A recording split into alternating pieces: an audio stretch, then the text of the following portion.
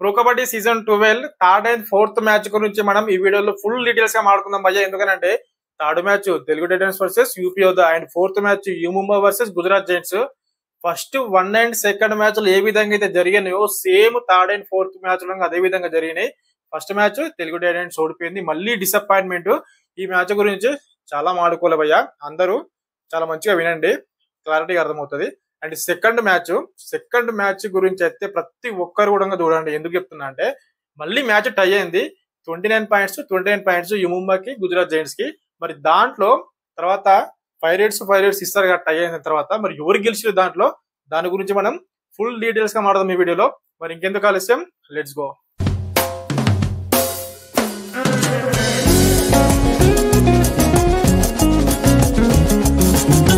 హాయ్లో welcome back to Kiran crazy reviews. First of all అయితే భయ్య, చాలా మంది కూడా నా వీడియోస్ చాలా మంది చూస్తున్న వాళ్ళందరికి నిజంగా చాలా చాలా థ్యాంక్ యూ. అండ్ చూడని వాళ్ళు కూడా మీ కనుక నా వీడియో రీచ్ అయితే మీ వరకు వస్తే ఖచ్చితంగా దాన్ని ఓపెన్ చేసి చూడండి. ఒకవేళ చూసిన తర్వాత మీకు నచ్చితే లైక్ చేసుకొని సబ్స్క్రైబ్ చేసుకోండి. ఒకవేళ నేను కనుక మీ టైం ని వేస్ట్ చేస్తున్నా అని మీరు అనుకుంటే ఖచ్చితంగా నా వీడియోని పక్కన పెట్టేసి మీ పని మీరు చూసుకోవచ్చు. అండ్ ఇంత మంచిగా చెప్తున్నా చూడండి ఫ్రెండ్స్, నేను ఎవరి టైం వేస్ట్ చేయను. ఎందుకంటే స్పోర్ట్స్ గురించి మనం రివ్యూస్ ఇస్తున్నాం, దాని గురించి క్లారిటీగా అర్థమయ్యేటట్టు చెప్తున్నాం. అంటే దాని గురించి ఏదైనా ఒక సబ్జెక్ట్, దాని గురించి నాలెడ్జ్ మీరు నేర్చుకోవాలి, ఆ నాలెడ్జ్ మీకు ఉండాలి. అండ్ స్పోర్ట్స్ లో మెయిన్ వచ్చేసి క్రికెట్ అండ్ కబడ్డీని కూడా చాలా మంది తక్కువ అంచనా వేస్తున్నారు. ఐపీఎల్ కి ఎలాంటి క్రేజ్ ఉన్నదో సేమ్ కబడ్డీకి కూడా అదే క్రేజ్ మనం తీసుకురావాలి. కబడ్డీ మన ఆట మన తెలుగులో ఆట కాబట్టి కబడ్డీని మనం ఈ రేంజ్ లో ఉన్న కబడ్డీని ఈ రేంజ్ వరకు మనం తీసుకురావాలంటే మనం మన కబడ్డీని, మన ప్లేయర్స్ ని మనం సపోర్ట్ చేసుకోవాలి. అలాంటి సపోర్ట్ ఖచ్చితంగా మనం అందిస్తాం, మీరు అందిస్తారు అని చెప్పేసి నేనైతే అనుకుంటున్నా. ఇప్పుడు ఇదంతా ఆపేసి మెయిన్ కంటెంట్ లోకి వెళ్ళిపోదాం. ఫస్ట్ మ్యాచ్, సెకండ్ మ్యాచ్ అయిపోయింది, థర్డ్ మ్యాచ్, ఫోర్త్ మ్యాచ్ నిన్న జరిగింది. దాని రివ్యూ మనం మాట్లాడదాం. థర్డ్ మ్యాచ్ వచ్చేసి తెలుగు టైటన్స్ వర్సెస్ యూపీ యోధా. తెలుగు టైటన్స్ మళ్ళీ ఓడిపోయింది, 35 పాయింట్స్ అండ్ యూపీ యోధాకి 40. ఇక్కడ 5 పాయింట్స్ లీడ్ తోని యూపీ యోధా గెలిచింది. ఫస్ట్ కంగ్రాచులేషన్స్ టు యూపీ యోధా. తెలుగు టైటన్స్ అసలు ఏం జరిగింది, ఎక్కడ మైనస్ అయిపోతుంది, ఎక్కడ మన స్ట్రెంగ్త్ అనేది చాలా తక్కువ ఉంది అని అంటే ఆల్రెడీ నేను ఫస్ట్ లో చెప్పిన. తెలుగు టైటన్స్ కి ఫస్ట్ సీజన్ నుంచి ఇప్పటి వరకు కూడా ఏదో ఒక్క ఇద్దరు ప్లేయర్స్ మీద డిపెండ్ అవుతా ఉంటారు వాళ్ళు. అట్లా డిపెండ్ అయితే మాత్రం చాలా కష్టం. మన తెలుగు టైటన్స్ కప్పు కొట్టాలంటే ఇట్లా కాదు, మంచి మంచి ప్లేయర్స్ ని మనం ఫస్ట్ సెలెక్ట్ చేసుకోవాలి.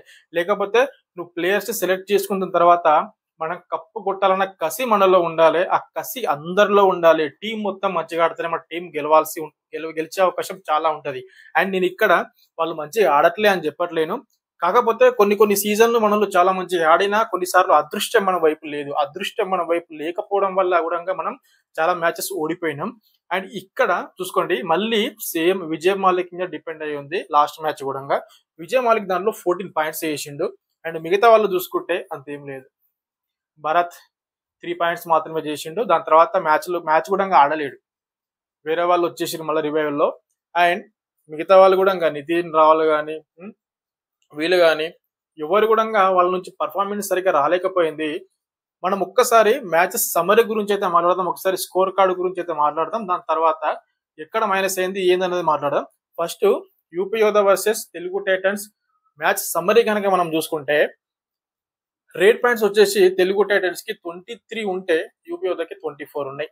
మనకు టాకిల్స్ పాయింట్స్ 9 ఉంటే వాళ్ళకి 11 ఉన్నాయి. అండ్ సూపర్ రేట్ కూడా మనకు 0, వాళ్ళకి 2. అండ్ ఆల్అౌట్స్ మనకు 2, వాళ్ళకి 4. అంటే మనం 1 టైం అవుట్ అయినాం, వాళ్ళు 2, మనం 2 టైమ్స్ ఆల్అౌట్ అయినాం, వాళ్ళు 1 టైం ఆల్అౌట్ అయ్యారు. అండ్ ఎక్స్ట్రా పాయింట్ చూసుకుంటే మాత్రం సేమ్ ఇద్దరికి ఈక్వల్ ఉన్నాయి, 1 పాయింట్స్ అంతే. ఇక్కడ ఎక్కువ డిఫరెన్స్ ఎక్కడ అనిపిస్తుంది మనకంటే ఆల్అౌట్ ఒకసారి ఎక్కువైపోయినాం. అండ్ టాకిల్స్ లో కూడా మనకు 9 ఉంటే వాళ్ళకి 11 ఉన్నాయి. అండ్ రేట్స్ లో కూడా రేట్ పాయింట్స్ అయితే నిజంగా ఆల్మోస్ట్ దగ్గర ఉన్నాయి. మనకు 23, వాళ్ళకి 24. అంటే ఒకసారి అర్థం చేసుకోండి, ఒకటే డిపార్ట్మెంట్ లో మనం పాయింట్స్ కనుక తీసుకురాగలిగితే మాత్రం మనం మ్యాచ్ గెలవం. అన్ని డిపార్ట్మెంట్స్ మంచిగా ఉండాలి, రీడింగ్ కానీ, డిఫెండింగ్ కానీ, అండ్ టాకిల్స్ కూడా చాలా ఇంపార్టెంట్. కాబట్టి అన్ని డిపార్ట్మెంట్స్ మంచిగా ఆడితేనే మనం మ్యాచ్ గెలిచే అవకాశాలు ఎక్కువ ఉంటాయి. బట్ ఏదేమైనా కానీ మనలో మాత్రం మ్యాచ్ ఓడిపోవడం చాలా మందికి డిసప్పాయింట్మెంటే ఉంటది. తెలుగు టైటన్స్ 2 మ్యాచ్లు లైన్ గా ఓడిపోవడం నిజంగా అందరూ డిసప్పాయింట్మెంటే. కానీ నెక్స్ట్ మ్యాచ్ నుంచి మళ్ళీ సెప్టెంబర్ 4th నుంచి అయితే మనకు మ్యాచ్ ఉంది తెలుగు టైటన్స్ కి జైపూర్తో అనుకుంటా. ఖచ్చితంగా ఆ మ్యాచ్ అయితే గెలవాలా, ఇప్పటి నుంచి తెలుగు టైటన్స్ గెలవాలి అని చెప్పేసి నేనైతే అనుకుంటున్నా. మరి మీరేమనుకుంటున్నారు కింద కామెంట్ చేయండి. యూపీఓదాలో మంచిగా ఆడిన ప్లేయర్స్ అంటే గగన్ గౌడ, భవానీ రాజ్పుట్ అండ్ గుమాన్ సింగ్, ఇంత మంచి ప్లేయర్స్ మంచిగా ఆడిర్రు, జబర్దస్త్. ఇప్పటికీ యూపీఓదాకి అయితే వీళ్ళు ఖచ్చితంగా ఉంటారు. సుమిత్ కూడా చాలా ఎక్స్పీరియన్స్ ప్లేయర్, టాకిల్స్ అయితే ఆల్మోస్ట్ 7 టాకిల్స్ పాయింట్ చేసిండు సుమిత్, జబర్దస్త్ ఆడిండు. అండ్ గగన్ గౌడ కూడా 14 సూపర్ 10 చేసిండు. అండ్ దీంట్లో తెలుగు టైటన్స్ వర్సెస్ యూపీఓదాలో ఈ మ్యాచ్ లో మీకు ఎవరు బెస్ట్ ప్లేయర్ అనిపిస్తారో తెలుగు టైటన్స్ నుంచి అండ్ యూపీఓదా నుంచి కామెంట్ బిలో. అండ్ ఇప్పుడు మెయిన్ కంటెంట్ భయ్య, నిజంగా you Mumba versus Gujarat Giants. ఎందుకు మెయిన్ కంటెంట్ అంటున్నా అంటే చాలా మంది కూడా అనుకున్నారు గుజరాత్ జైంట్స్ గెలుస్తుంది అని చెప్పేసి. ఎందుకనంటే అక్కడ ఎవరున్నారు, షాదుల్లా ఉన్నాడు. షాదుల్లా ఇప్పటి వరకు కంటిన్యూగా 3 సీజన్స్ అయితే విన్ అయ్యిండు. పునేరి పల్టన్ కానీ, పాట్నా కానీ and last time Haryana Steelers కానీ కంటిన్యూగా ఈ 3 టీమ్స్ ఆడిండు. ఈ 3 టీమ్స్ కూడా కప్పు గెలిచింది. దాంట్లో షాదుల్లా కూడా one of the player. And ఇప్పుడు గుజరాత్ జైంట్స్ కి వచ్చిండు. ఖచ్చితంగా చూసుకుంటే మాత్రం షాదుల్లాకి చాలా ఎక్స్పీరియన్స్ ఉంది. ఈ మ్యాచ్ వాళ్ళే గెలుస్తారు అనుకున్నారు. చాలా టఫ్ వచ్చింది భయ్య, నువ్వా నేనా అన్నట్టు సాగింది. 29 పాయింట్స్ తో మ్యాచ్ ఎండ్ అయిపోయింది. దాని తర్వాత టై అనే ఆప్షన్ లేదు కాబట్టి 5 రేట్స్ ఇచ్చిర్రు. దీంట్లో ఎవరు గెలిచిర్రు తెలుసా? ఇది మామూలు మజా కాదు, మామూలు థ్రిల్లర్ కాదు, జబర్దస్త్ అంటే జబర్దస్త్ మ్యాచ్ జరిగింది భయ్య. ఫైనల్ గా అయితే యూ ముంబా 1 పాయింట్ తో గెలిచింది. 6 పాయింట్స్ యూ ముంబాకు ఉంటే గుజరాత్ జైంట్స్ కి 5 పాయింట్స్. ఇది మామూలుది కాదు.